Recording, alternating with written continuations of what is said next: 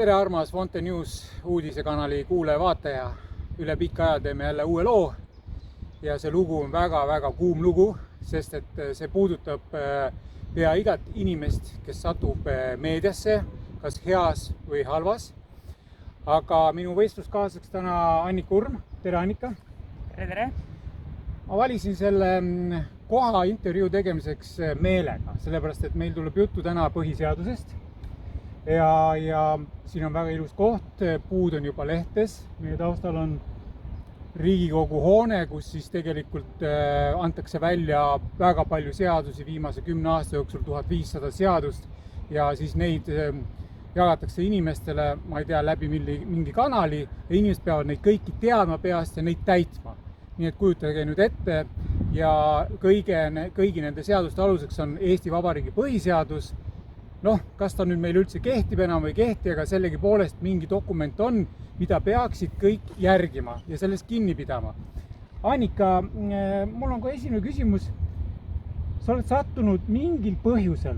Ma olen uurinud sinu seda dokumentatsiooni ja tausta ja viimased 12 aastat. Mina avaliku elu tegelasena samuti ei saa aru, miks sind on meedias niimoodi materdatud. Et räägi, esimene küsimus, kas sind on kaitsnud Eesti Vabariigi põhiseadus? Tervist ja tore on siin olla. Ja ütleme nüüd põhiseaduse kohta ei ole kaitsnud.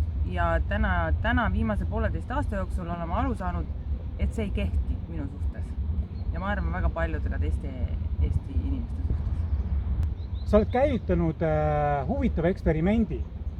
Ja ma olen selle eksperimendi jagaja olnud läbi Fonte News kanali ja see eksperiment selgitab välja siis midagi ja konkreetselt see eksperimendi käigus tuleb ka välja see, et meid ei kaitsegi põhiseadus. Tegelikult jah, ma olen ellu kutsunud sellise eksperimendi, et ma uurin, mida teevad kuritegelikud pealkirjad inimeste eludega. Et kui panna pealkirjades, et inimene on kas varastanud või teinud midagi ebaseaduslikku, petis, varas ja et mis siis tegelikult need pealkirjad selle inimestega teevad. Ja ma olen kasutanud neid eksperimendis just neid inimesi, kes on mind tühistanud. Et viimase 6 aasta jooksul on mind räigelt, grupiviisiliselt ja korduvalt tühistatud koos jätkutühistustega. Et see on tegelikult väga räige kuritegu. Kui ma seda seletan, siis te saate sellest aru. Aga nüüd tagasi tulles Eesti Vabariigi põhiseadusesse, miks ma selle eksperimendi nagu ellu kutsusin, oli see, et mul ei ole mitte mingisugust võimalust, et Eesti Vabariigi põhiseadus mind kaitseks, mitte kuidagi moodi. Ma ei saa enda õigust kaitsta kohtus, mind on süüdi mõistetud meedia poolt, meedialiidu poolt, ma ei ole kunagi kohtu all olnud, mind ei ole kunagi kohtus süüdi mõistetud. Et täna ma pean nagu kaitsma ennast, süütu inimene peab täna kaitsma ennast ja selleks ma pean kohtusse kulutama 30 000 €. Ei ole normaalne ja miks üldse peab süütu inimene minema kohtusse, enda süütust tõestama ja selle eest maksma hiigelsummasid. Et tegelikult on see küsimus. Ja sellepärast, et kui nüüd ajakirjanik, minul on näiteks konkreetne, et Annika Urm varastas firma ja veebilehe. Artiklist ei selgu isegi, mis firma ja veebilehe ma varastasin. Veel vähem, et mind oleks kohtus poolt süüdi mõistetud ja et ma seda teinud oleks. See, mida täna ajakirjanikud teevad, on tegelikult kelmus. See on kuritegu. Nad loovad inimesest vale ettekujutuse ja teenivad selle pealt raha. Ehk siis ka meediafirmad teenivad raha. Tegelikult on selle karistuseks vabaduse kaotus, rahaline trahv või vabaduse kaotus 3 aastat.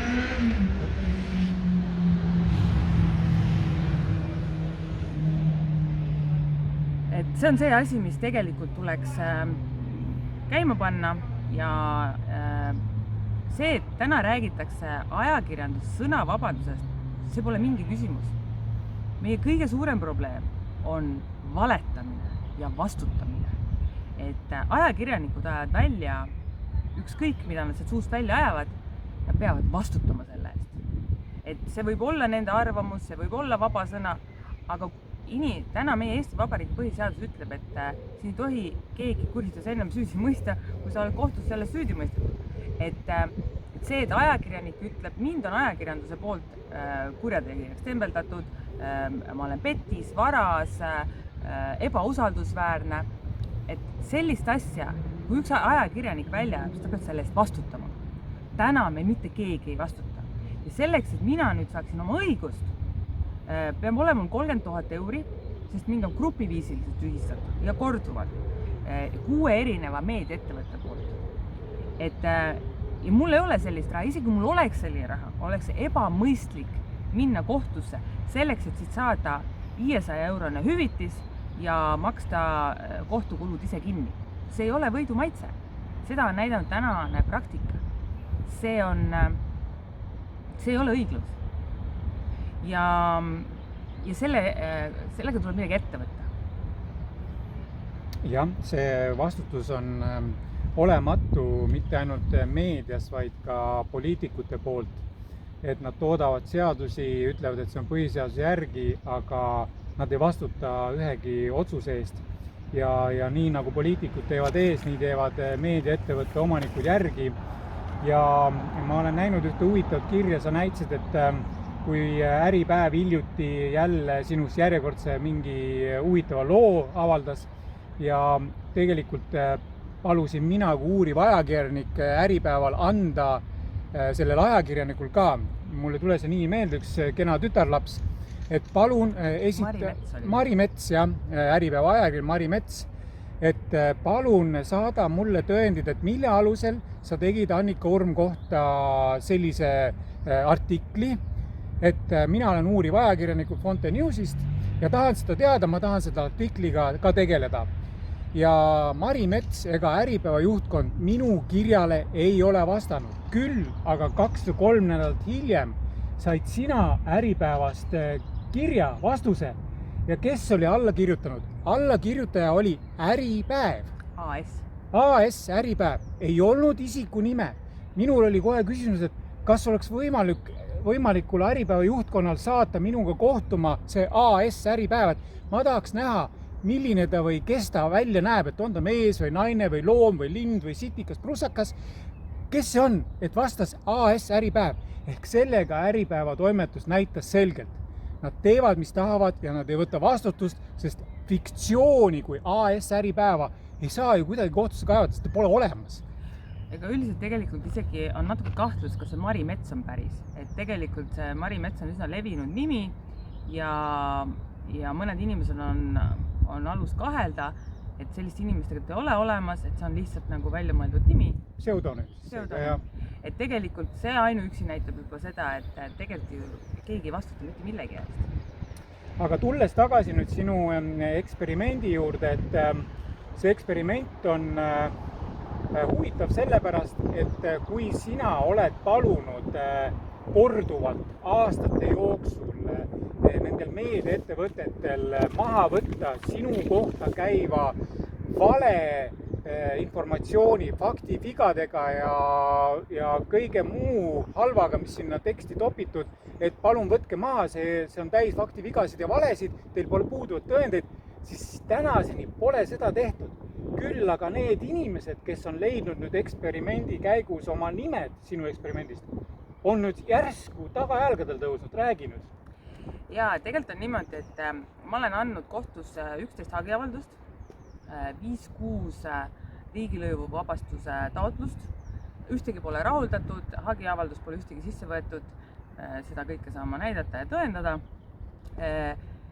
Nüüd ma andsin ka sisse nüüd 2. jaanuaril viimase hagiavalduse 5-6 meediaettevõtte suhtes ja ootan täna on 8. mai, ootan tänaseni riigilõivu vabastustaotluse rahuldamist.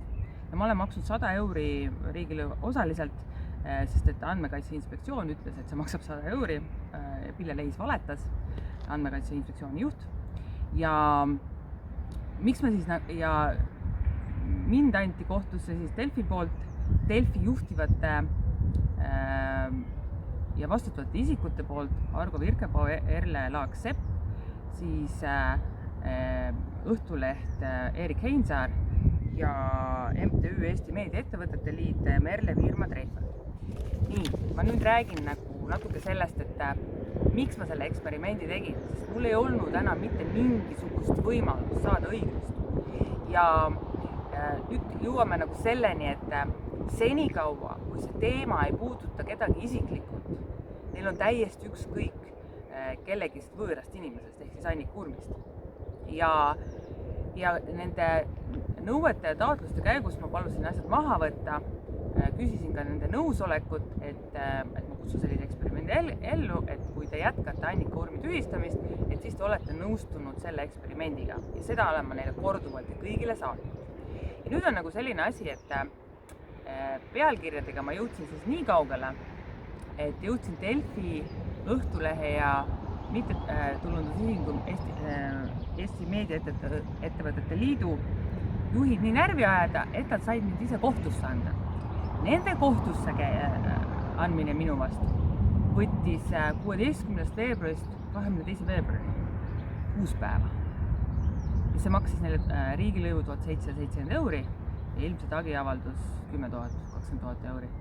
Et selles mõttes nagu raha eest said nagu mu kohtusse. Ma olen isegi selle üle väga tänulik, sest see oli minu esimene võimalus reaalselt saada kohtusse.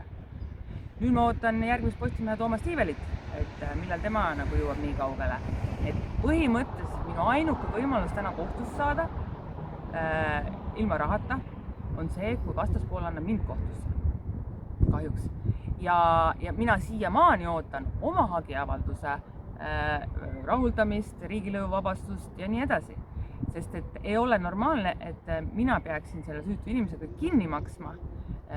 Mul on 2 last kasvatada ja ma olen sellega juba nii palju kannatanud ja kahju kannatanud, et see on ebanormaalne. Jah, seda enam, et üksinda kasvatada 2 last, kusjuures 1 laps on veel esimese grupi diabeedik, kes vajab igakuiselt päris suured summad nende hooldustarvete ja insuliini ja kõige muude, lisaks erimenüü. Et see ongi hämmastav tänapäeva meedia juures, et süütu inimene peab leidma tohutu suure koguse raha, et oma süütust kohtus tõendada. Et see on nii tagurpidi see maailm, kui vähegi olla saab. Ja räägi nüüd, mis olukord siis oli mis olukord tekkis, kui nüüd need meediategelased nüüd kohtusse kaebasid, et kuidas siis kohtunik või kuidas see protsess käima hakkas, mis sinult nõuti? Ütleme niimoodi, et kõigepealt ma tunnen, et ma olen päris mõjuvõimas inimene. Seda kindlasti, võjuvõimas oled kindlasti, sest sinund on 6 aastat tambitud kõigis peavoolu meediakanalites, ette, taha, söögi alla, söögi peale. Küll sa oled, ma ei saa siiamaani aru, sa oled väike ettevõtja. Kellele sa oled nii hullult kannale astunud? Ja kusjuures tegelikult, kui nüüd näiteks Äripäeva suhtes, et Äripäev kirjutas paar nädalat tagasi minust, et sellest, mis on, ma ei tea, 6 aastat taga vale informatsioon. Ma olen avaldanud vahepeal 2 suhkruvaba raamatut, et aidata diabeedikuid. Ma olen kogenud diabeedi ja madal süsivtoitumist 10 aastat.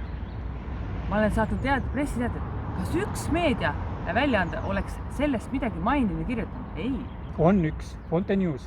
Fonte News, aga ma mõtlen, et Eesti suurimad mõjuvõimsamad ei ole. Aga miks siis mina nagu nii-öelda mõjuvõimus olen, sest et täna on mind nüüd Delfi juhatuse liikmed, Õhtulehe juhatuse liikmed ja Meedialiidu juht kohtusse kaevanud. Mina olen tahtnud alati kompromissi. Mina olen pakkunud kogu kompromissi, et võtke maha, et kirjutage, taastage mu maine, kirjutage näiteks suhkruvaba raamatutes midagi, et tehke seda.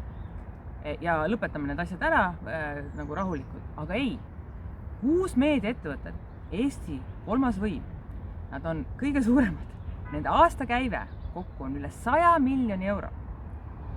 Ja nemad kulutavad nüüd täna 100 000 eurot selleks, et Annika Urmiga kohtus käia. Mina ei kuluta selleks midagi, sest mul ei ole seda sinna kulutada. Ja siis ma ütlengi, et milleks nad seda teevad? Nagu päriselt, milleks nad seda teevad? Et nad võiks ju selle maha võtta ja kõik asjad nagu kompromissi ära lõpetada. Mis nagu mind juures nagu hämmastab, on see, et seal advokaadid on need, kes on tegelikult mõnes mõttes kurjajuured, kuna neid ei huvita klient, neid huvitab ainult oma ettevõtte kasum. Mari Männiko, Hedensik, on siis Delfi, Õhtulehe ja MTÜ Meedialiidu advokaat ja tema jaoks on iga kohtus käimine raha. Aga ta üldse ei mõtle selle peale, et need inimesed, need juhid seal on palgatöötajad. Ühel päeval nad ju lahkuvad sealt. Ja tegelikult need artiklid ja lood ja täna ka see intervjuu jääb ju igavesti. Ja need tulevad ju ainu juurde ja juurde, et mina olen lugusi praegult alles poolte inimeste kohta avaldanud. Et kuna mul on ka muid tegemisi, ma nagu teen seda vabast ajast nii, nagu ma jõuan. Et siin on nagu ka nagu see pool, et tegelikult need on lihtsad inimesed, kui nad sealt selle mõjuvõimsa juhatuse liikme kohast peavad loobuma või neid vahetatakse välja, siis nad ei saa enam minuga kokku leppida. Neil on praegu see võimalus, sest et nad on sellise mõjuvõimsal kohal. Jah, seda enam, et kui praegu mõjuvõimsalt kohalt nad lahkuvad, on see siis vabalt tahtel või neid vallandatakse, mis iganes, ja nad lähevad nüüd uut tööd otsima. Ja leiavad, ja tööotsija täna, ma tean omast kogemusest, tead sinagi ehk, et oled püüdnud siin selles eksperimendis, sa ju tegelikult kajastad ka seda, et sa oled üritanud nende aastate jooksul ka leida tööd kahe lapse kõrvalt ja et jah, sa on tulnud huvitavat tagasisidet, et jah, väga hea valik, väga tipp-topp, kõik on tipp, aga noh, lõpuks on ikkagi see, et Google'i otsing ütles seda, teist ja kolmandat ja ikkagi sa väidetakse kuskilt, et sa oled kell, me ikka ei riski, on ju. Et nüüd need samad meedia juhatuse liikmed lähevad töölt ära ja neid võib tabada sama saatus. Ja siis nad hakkavad vaid see tababki. Tababki sama saatus, suure tõenäosus. Seda ma eksperimendi käigus uuringi. Et ma uurin kõike neid detaile väga suures grupiga, et mis siis saab nendest inimestest. Äkki sa loedki ette, et mis sa täpselt eksperimendi käigus tahad välja selgitada ja kuidas sa seda tulemust lõpuks kokku korjad? Ma saadan neile küsimustiku laiali peale 6–8 aastat, sõltub, kui need asjad on kõik asjad välja, kõik artiklid on juba tehtud, sest et praegult on annikaurm.com, fonte.news, imarveia.com ja neid lehti on veel, Telegraaf, Medium ja veel, et kõik lood ei ole enam ammu minu kontrolli all, sest need elavad juba oma elu. Aga eksperimendi käigus me välja, et kuidas nagu mõjutavad siis pealkirjad inimeste elust, tööle saamist, perekondlikke suhteid, lapsi, et kuidas need nagu mõjutavad? Sa rääkisid ka, et sul lapsed käivad koolis, üks laps käib päris kõrges eliitkoolis, et on tulnud hetki, kus lastele on nagu vihjatud, et kuule, su emast kirjutusega, et ta on mingi kelm ja raamatumis petis, et lastel on see suur trauma, stress, et räägi siis veel, mis sa siin eksperimendis välja selgitad? Et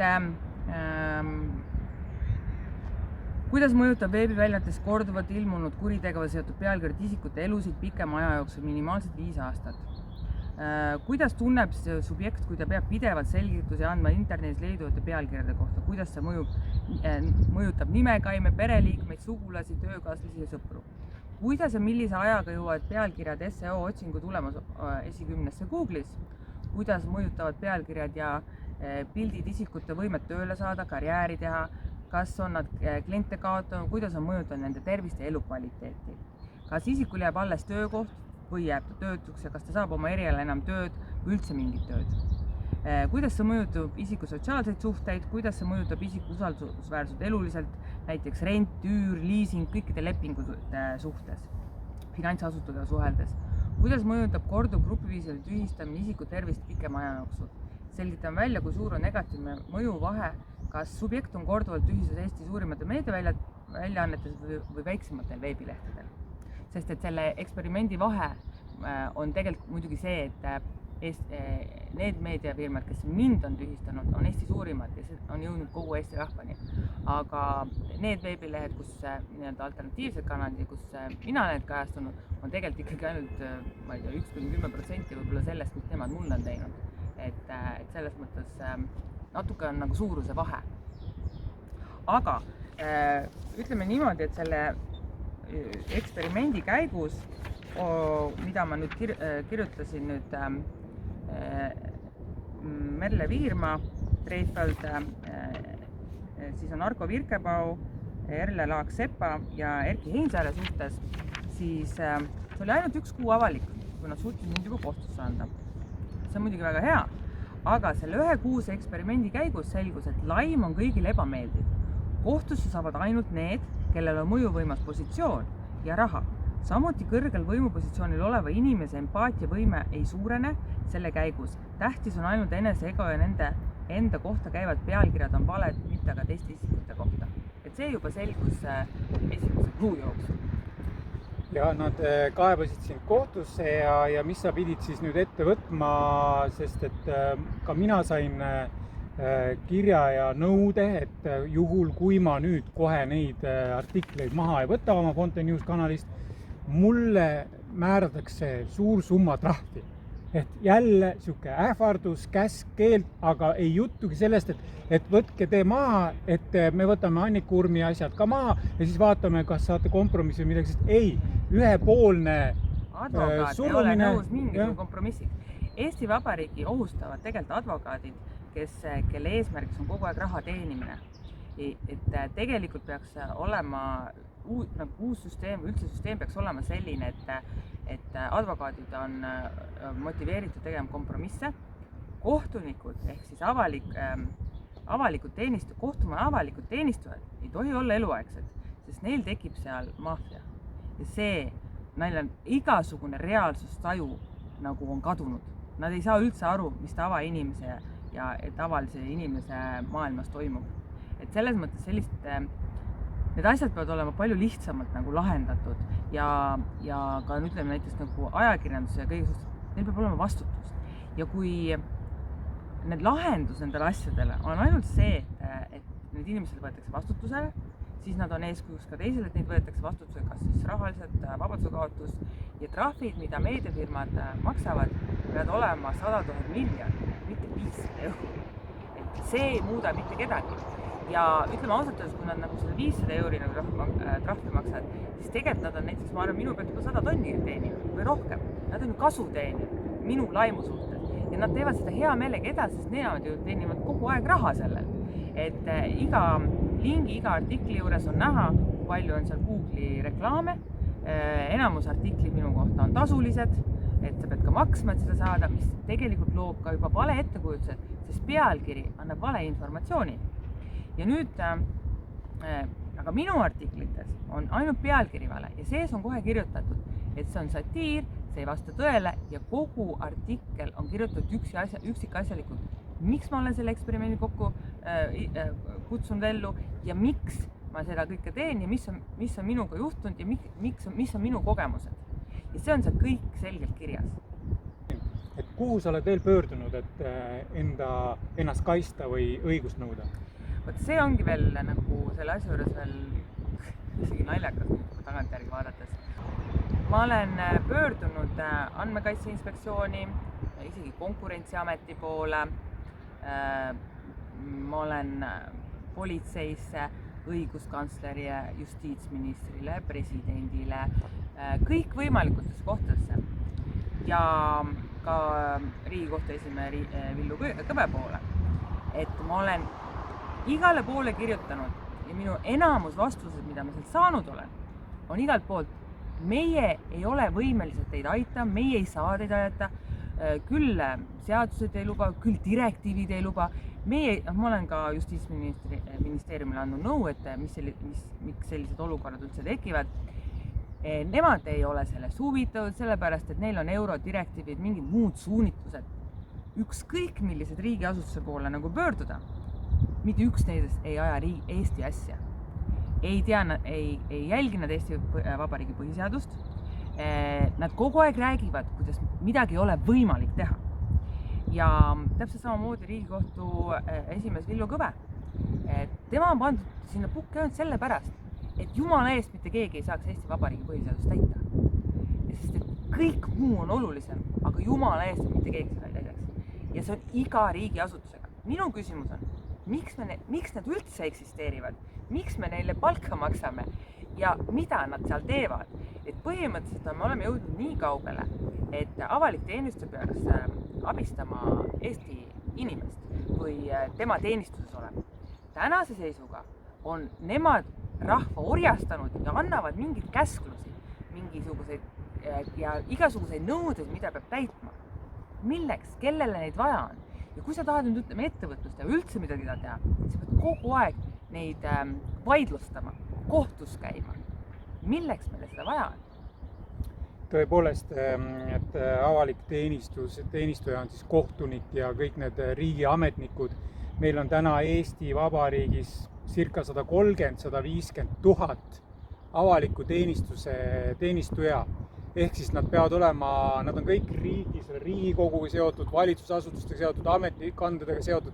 Nad peavad olema kõik tegelikult avaliku teenistuse seaduse järgi rahvateenistuses, mitte vastupidi. Saage aru, inimesed, nemad peavad meie teenistuses olema, aga meil on kõik vastupidi.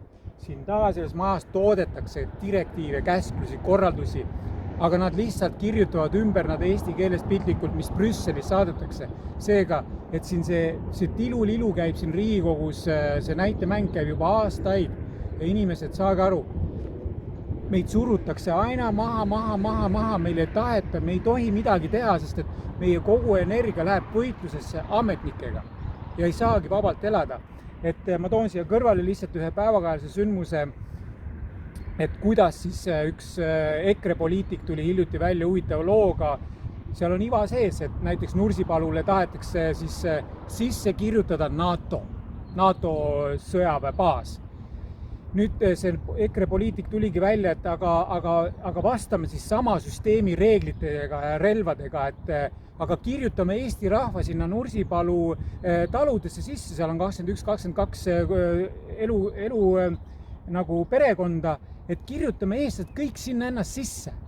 Ja vaatame, kas siis Riigikogu ametnikud suudavad seda läbi hekseldada ja see kõigi nende 100 000 eestlasega tegelema hakates, nad on kõik sinna sisse kirjutatud, sest vastasel juhul kirjutatakse NATO sinna sisse. Et kasutame samu relvi, nii oled ka sina teinud, et kui meedia toetab piltlikult, ütleme niimoodi, et keegi kuskil kardinate taga grupp inimesi, kes lihtsalt tühistab lihtsaid inimesi ja et nendele vastu hakata, suurtele rahajõmmidele vastu hakata, ongi kasutada siis nende reegleid, nende seadus, nad ise näitavad ette ju. Sa tühistad inimest, aga nüüd, kui meie hakkame lihtsad inimesed tühistama, on nad tagajalgadel. Ehk nüüd nad on hirmu täis ja juba neil on raha võtta juba kohtus ja kohus teeb hetkega otsused, et mis sa Annika näed, et millega see sinu eksperiment võib üldse lõppeda, kas siit tuleb kompromisse, kas need inimesed on üldse intelligentsed, kes meediat juhivad ja kas nad on üldse suutelised mõtlema lihtsa inimese tasandil, et kuule, kaua võib, Kuule, ole ausad, ega nad on ka lihtsad inimesed. Ega kõik need juhatuse liikmed on lihtsad inimesed, kui amet ära võtta. Aga miks nad teevad siis nii? Eks ma ei oska seda öelda, miks nad seda teevad, et mina olen välja pakkunud väga palju kompromisse. Ma ei tea, miks nad nagu, ilmselt ma arvan, et advokaadid nõuavad oma osa, et siis kui advokaadi kõht on täis, et siis ilmselt võib-olla tuleb ka kompromiss. Aga võib-olla ei tulegi kompromissi, siis jätkame seda, mida me jätkame. Ütleme niimoodi, et mul ei olnud enam nagu mitte midagi võimalik teha, et üldse keegi mind kuulda võtaks. Siis ainuke teha, mis sa saad, on teha isiklikuks, et see puudutab neid isiklikult. Sest et kohtusse minek, isegi kui sul on palju raha jälle kohtusse, see ei mõjuta neid. Absoluutselt, isegi mitte natukene. Et ainuke asi, mis tahad, sa saad teha nende elu ebamugavaks ja jätkuvalt. Ja see eksperiment oli see ainuke viis seda hetkel teha. No see eksperiment igal juhul, see oli väga võimas, sest tekkis protsess. Ja see oli ainuke viis, kus ma sain astuda juba dialoogi. et selles mõttes oli ainuke viis nendega üldse räägiti. Siiamaani, sinnamaani, nad ignoreerisid mind. Aga kuidas saad nüüd sina vaataja mind aidata? Põhimõtteliselt on kõik need nimed guugeldada, vajutada nende linkide peale, jagada neid uudiseid ka Facebooki gruppides ja mida rohkem need igale poole jõuavad, seda kiiremini võib ka tulla kompromiss. Jah, sa oled võtnud, ma arvan, et esimese eestlasena üldse minu 52-aastase ajaloo jooksul sellise julge sammu ette, nii et respekt, Annika, et sa julgesid minna vastu kogu sellele meediaimpeeriumile, kes tegelikult on üks bürokraatlik, korrumpeerunud, räpane keskkond, et sa läksid ja hakkasid võitlema nendega, aga jah, vaataja, sa saad seda kõike jagada, need on Fonte Newsis on üleval, lähed võtmesõna on eksperiment, leiad need lood, vist 20 lugu on seal inimeste kohta annikaurm.com lehel ja kui need nimed hakkavad rohkem nende endi üles pushitud netikanalites levima, siis uskuge mind, kui Annika leiab selle teekonnaga lahenduse endale, see lahendab ära sadade alusetult kannatanute inimeste probleemid, et see on pretsedent ja see tuleb lahendada, lõpuks peab harmoonia ja headus ja õigus võidutsema. Sellist asja, nagu mina teen, saab teha inimene ainult, kes on vaba. Neid asju ei saa teha inimesed, kes sõltuvad erinevast asjad, olgu need siis laenudest, töökohtadest, riigi rahadest, kes iganes. Ja selles mõttes, et minul ei olnud enam midagi kaotada, olema ausad, et mida nad mult võtta on ja mul ei olnud, ütleme niimoodi, et nad ei ole arvestanud sellega, et ma olen häälekas, minu hääl on mõjuvõimas ja ma kasutan seda, aitäh Fonte Newsile, et ma saan tegelikult tuua need asjad välja, mida ma olen 1,5 aastat täna uurinud, katsetanud ja ise proovinud. Et ma ei mõtle neid asju välja ja iga asi, mida ma olen teinud, on mul dokumenteeritud. See on väga tore ja ütleme nii, et meedial on selline vägi ja võim, et meediat loetakse ohtlikumaks relvaks, mis iganes tuumarelvast või sõjalisest relvast, sest meedia programmeeribki inimesi ja meedia võib programmeerida inimesi ka üksteist tapma, et meedial on nii suur võim ja saage aru, nüüd on siis see meedia võtnud ette Annika Urmi ja programmeerib teda halvaks ja meedial on ju selline võim, et ta räägib valet tõe pähe senikaua, kuni see muutub tõeks. Et igal juhul armas kuulaja, vaataja, kas sa, Annika, tahad midagi veel lõpetuseks öelda? Ma arvan, et jätkake meie vaatamist Fonte Newsi kanalist ja lugemist. Ma olen kindel, et me teeme veel selle kohta mõne intervjuu või mõne loo.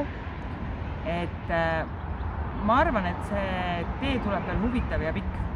Jah, ja armas kuulaja, vaate, kui sinu hulgas on advokaat või tugev jurist ja kui sa tahad ulatada abikäe Annikale, sest et Annikal ei ole raha neid kohtuvõitlusi läbi teha, et lepime kokku tingimused, et kui sa tahad Annikat aidata selle maailma kõige võimsama relvaga võitlemisel, palun võtta temaga ühendust või saada oma abistav kiri või soov Fonte News emailil info@fonte.news ja tule siis Annikale appi, sest et see võitlus on siiamaani sul käinud oma kulu ja aja ja muude kirjade arvelt, et sa ei ole õppinud jurist, aga elu on teinud sinust väga kõva juristi tegelikult.